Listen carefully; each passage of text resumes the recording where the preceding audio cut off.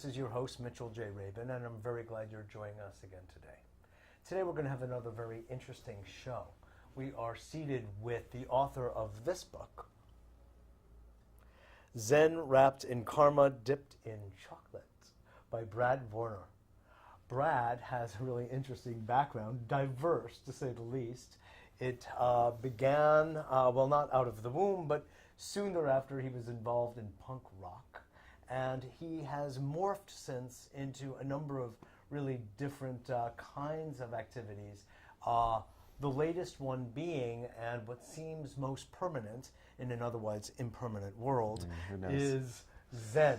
As a Zen student to start with, and now actually as a teacher.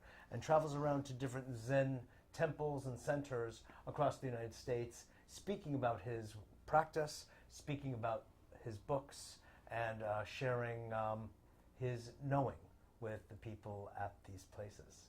So thank you so much for being on the show. Thank you for having me. Absolutely. Konnichiwa. Do you also Konnichiwa. know, you know some Japanese too, right? I know, yeah. Well, I lived in Japan for 11 years. Yes, so right. You got to learn something. Exactly. Genki desu. I'm so glad. Genki desu. Okay. Very good.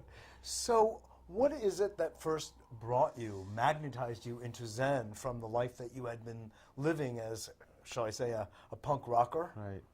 Well, it was kind of the same thing that drew me to Zen as what drew me to punk, because when I grew up in the late 70s, early 80s, I was into rock music. I'd played guitar already, but it seemed like nothing that was popular at the time, especially where I lived in rural Ohio, was very relevant.